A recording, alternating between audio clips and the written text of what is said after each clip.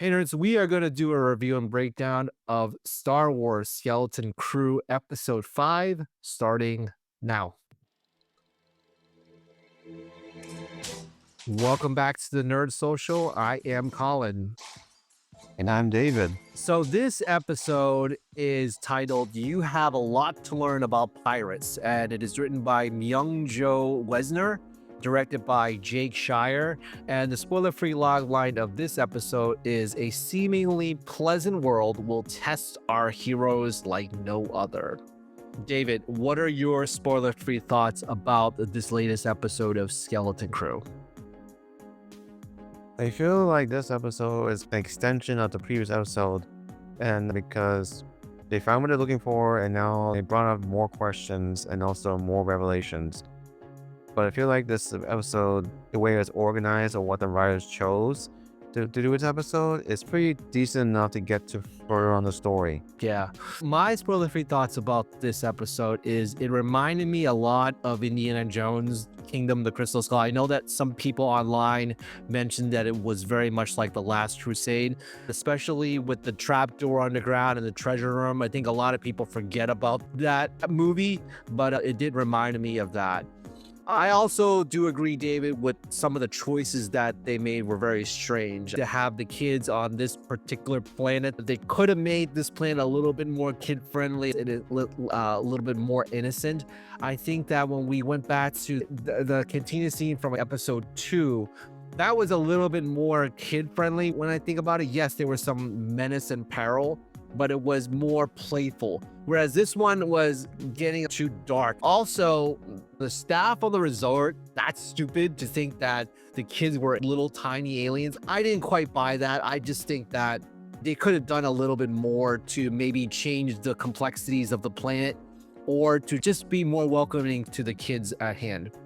I talk a lot about the peril and menace or the lack thereof in the first few episodes, but I think that this episode, it was there, but it went overboard and I just didn't agree with it. But that's just, to me, wasn't the type of tone that I wanted to have, because I thought that would be a little more lighthearted, but the stakes in it was crazier and weirder. We'll get to those points in the spoiler breakdown, but those are my spoiler-free thoughts about this episode. So, David, what is your rating on this episode of Skeleton Crew? I give it a 6 because there are some things that you would skim through and then talk about, but not actually glue to the story. Because this episode, I give credit, still not the strike of the main point of the whole show.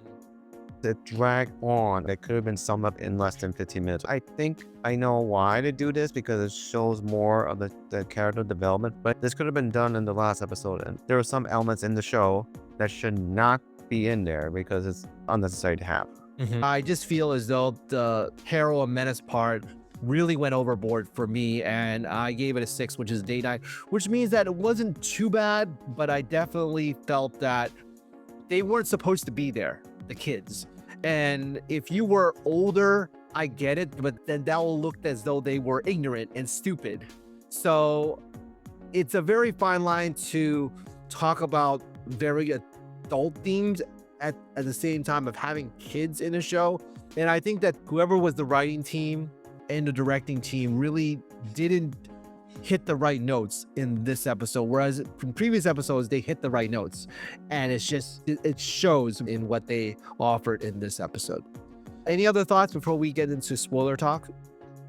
Let's dive in. Okay, if you like what we have to discuss about Star Wars Skeleton Crew and other content we put out there, please like, share, subscribe for more. So without further ado, spoilers ahead.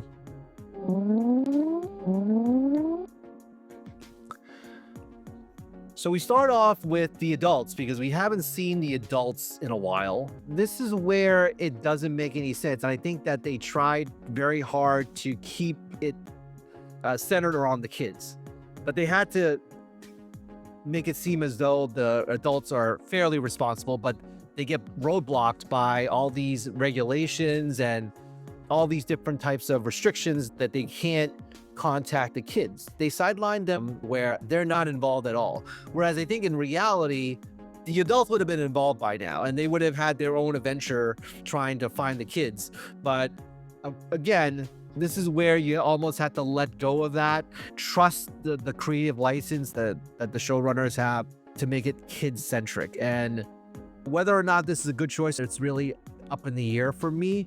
David, what do you think about how the interactions of the adults have been in this series so far?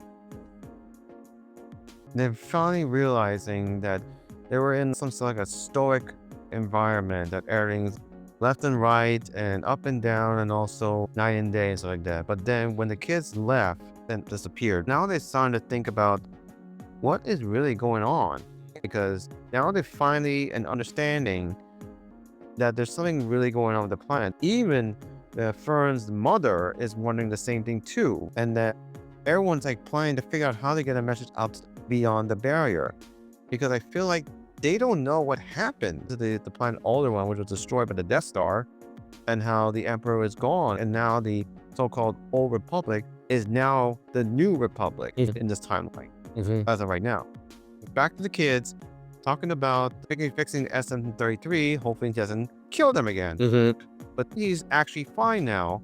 Even the scene that they thought they tied him up very securely, but turns out he can rip out the ropes very easily.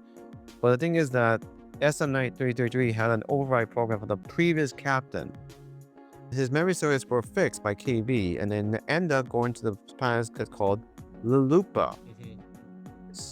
In SM-33's memory many years ago, he does not realize the kids and John Nutterwood didn't realize how long ago they were looking for the treasure until they realized the name of the previous captain, when John Nutterwood found out the ship they're on right now, which is the Onyx.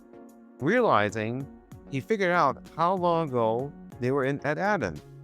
But then the thing is that they're trying to figure out where the lair is, which is actually built underneath this spa-looking place. The kids disguise themselves as adults because kids are not allowed there, like most adult themed spa.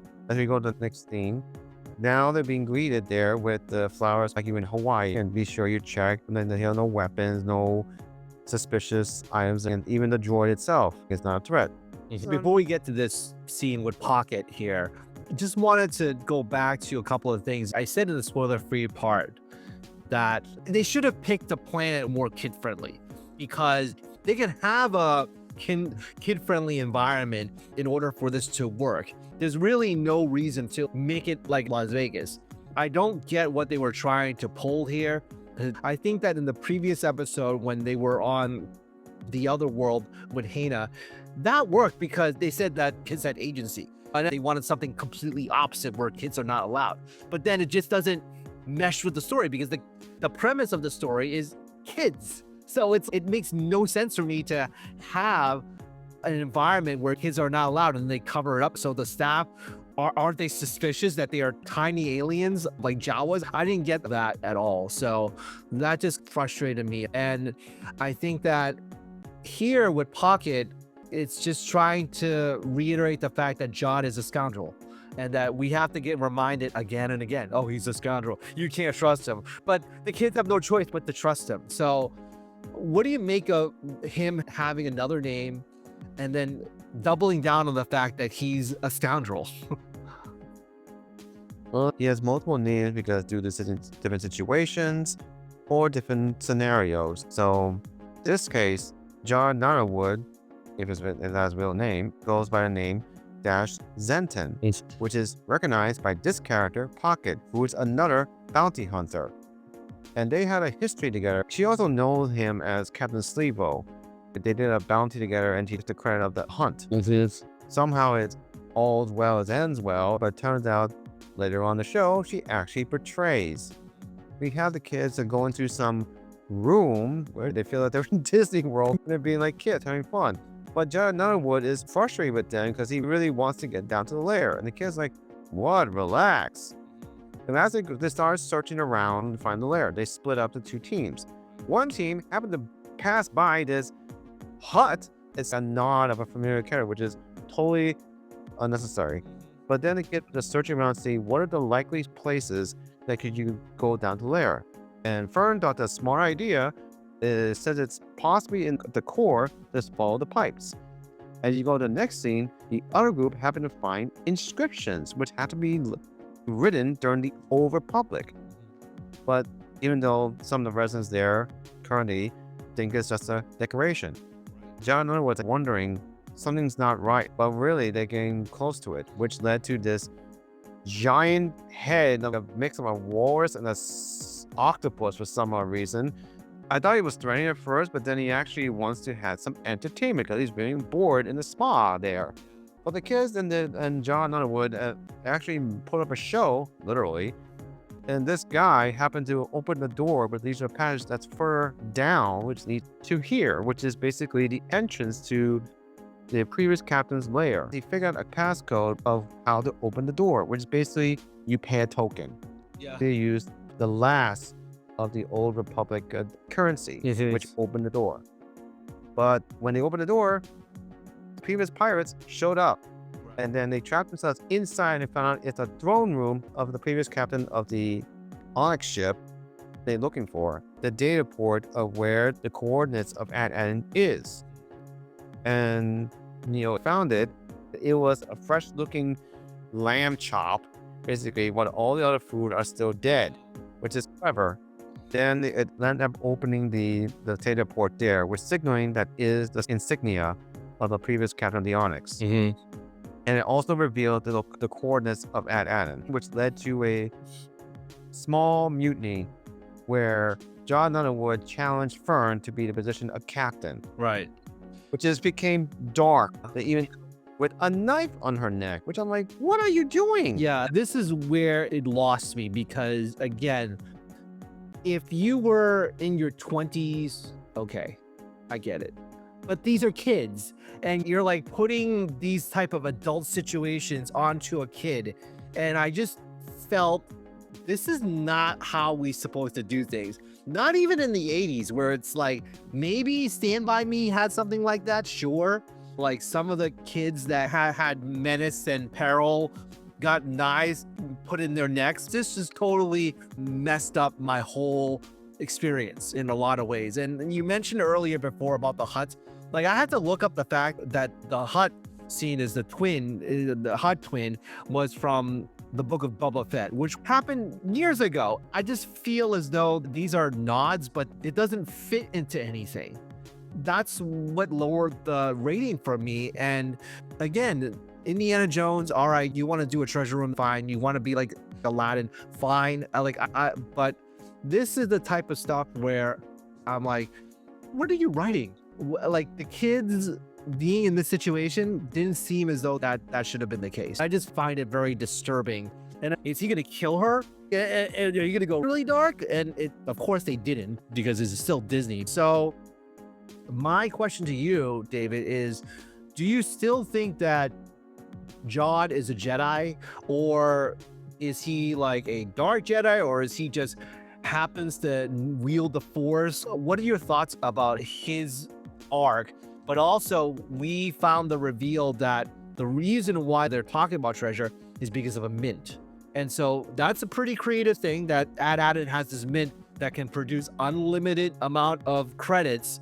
So it really is a treasure in a lot of ways. But you can offer both of your points about that, David, on John, but also the mint reveal. Basically, the long story short is that John Underwood is definitely a Force user, because he could be a child that has survived Order 66. But so in his case, I'm not sure if he probably was a Jedi Padawan, but he's just lost his way, or he just happened to be a Force user. We're not sure.